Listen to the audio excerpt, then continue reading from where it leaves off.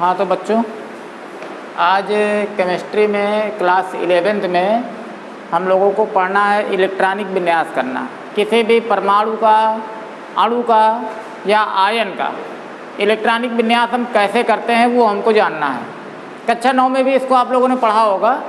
थोड़ा यहाँ पर हमको उसी को समझना है कि किसी भी परमाणु का या आयन का इलेक्ट्रॉनिक विन्यास करना है तो हम कैसे करेंगे, किस नियम से करेंगे। तो इलेक्ट्रॉनिक विन्यास करने के दो नियम हैं। एक हमारा आपबाउ नियम है, आपबाउ नियम, और दूसरा नियम है बोरबरी नियम।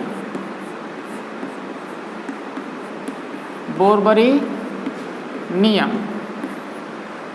तो किसी भी परमाणु का या आयन का इलेक्ट्रॉनिक विन्यास इन दोनों नियमों के द्वारा हमको करना है। इन दोनों नियमों के द्वारा हम किसी भी परमाणु या आयन का इलेक्ट्रॉनिक विन्यास कर सकते हैं। कैसे करेंगे तो दोनों नियम को हमको बारी बारी से जानना है। तो सबसे पहले हमको आपबाउ नियम पढ़ना है। तो आपबाउ नियम क्या है? तो सबसे पहले आपबाउ नियम को जानते हैं कि आपबाउ जो है ये एक वैज्ञानिक थे, जर्मन के एक वैज्ञानिक थे। इन्होंने परमाणु और आयन का इलेक्ट्रॉनिक विन्यास करने का अपना एक नियम दिया, जिसे इन्हीं के नाम पर हम कहते हैं आपबाउ नियम। नियम क्या है? नियम ये है, इस नियम के अनुसार, आपबाउ नियम के अनुसार, किसी परमाणु के उपकोषों में, किसी परमाणु के उपकोषों में इलेक्ट्रॉन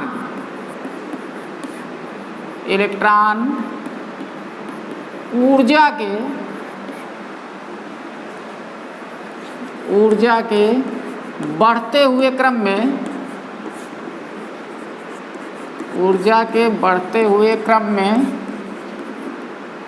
प्रवेश करते हैं। ऊर्जा के बढ़ते हुए क्रम में प्रवेश करते हैं।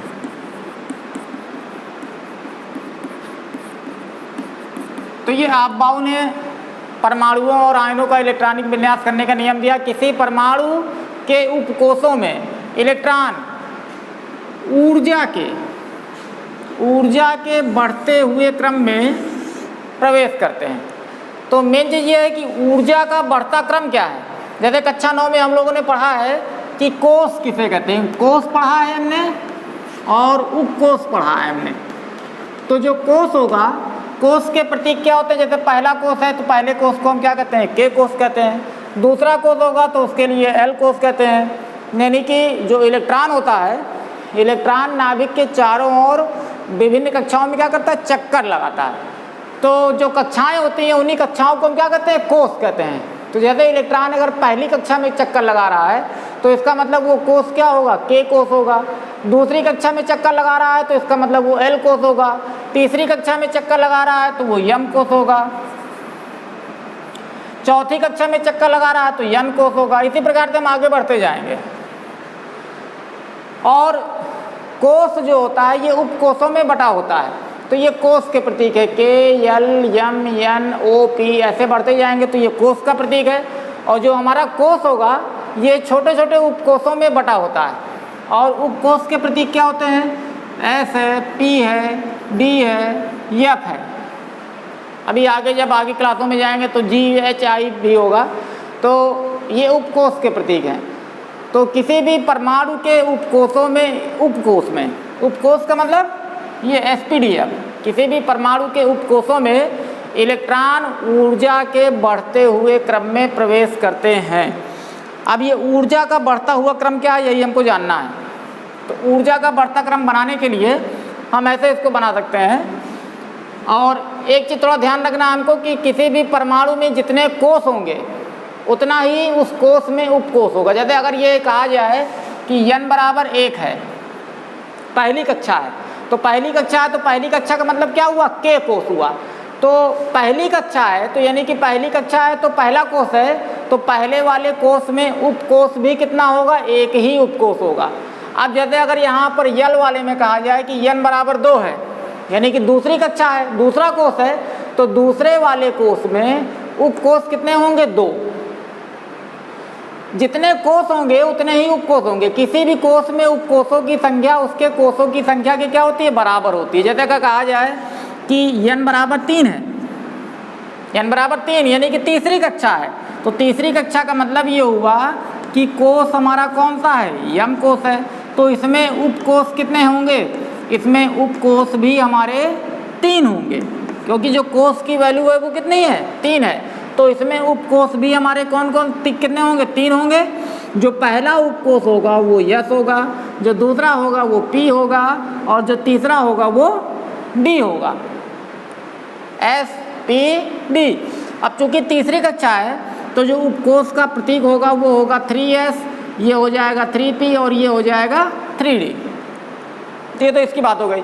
तो चलिए सबसे पहले हमको ये जानना है उपकोष का इलेक्ट्रॉन ऊर्जा के बढ़ते हुए क्रम में प्रवेश करते हैं तो ऊर्जा का बढ़ता हुआ क्रम क्या है। तो ऊर्जा का बढ़ता क्रम हम बनाते हैं। सबसे पहले ये हमने एक उपकोष बनाया, पहला एक एक खाने को हम बढ़ाते चलेंगे इसमें, फिर ये हो गए 2, फिर यहाँ पर हो गए ये 3, फिर यहाँ पर हो गए 4, फिर यहाँ पर अब हम थोड़ा एक घटाते चल रहे हैं, जबकि ये ध्यान रखना है कि जितना कोष होगा उसमें उतना ही उपकोष होगा।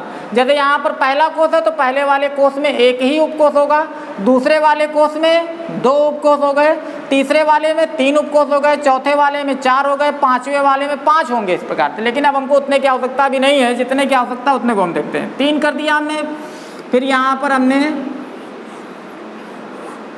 2 कर दिया, फिर यहाँ पर हमने 1 कर दिया। तो सबसे पहले हम यहाँ पर लिख देते हैं 1 लाइन से 2, ये यहाँ पर हमने कर दिया 3, यहाँ पर हमने कर दिया 4, यहाँ पर हमने कर दिया 5, यहाँ पर हमने कर दिया 6 और यहाँ पर हमने कर दिया 7। ये हमने लिख दिया यहाँ पर यस, यहाँ पर यस पी, यहाँ यस पी डी, यहाँ यस पी डी यस, यहाँ पर यस पी डी, यहाँ यस पी, यहाँ पर एस। तो ऊर्जा के बढ़ते हुए क्रम में इलेक्ट्रॉन प्रवेश करना है, यानी कि सबसे पहले इलेक्ट्रॉन यहाँ पर प्रवेश करेगा, 1s में जाएगा। जब 1s हमारा भर जाएगा तो इलेक्ट्रॉन हमारा फिर 2s में जाएगा। जब 2s हमारा भर जाएगा तो इलेक्ट्रॉन हमारा कित में जाएगा, 2p में जाएगा। जब 2p भी भर जाएगा तो कित में जाएगा, 3s में जाएगा। और उसके बाद इसी प्रकार से हमको इसको क्या करना है, फिर 3p में जाएगा, फिर 4s में जाएगा, इसी प्रकार से इसको हमको ऐसे 3d में जाएगा, फिर 4p में जाएगा, फिर 5s में जाएगा, फिर 4d 5p 6s, फिर 4s 5d 6p 7s, ऐसे प्रवेश करेगा।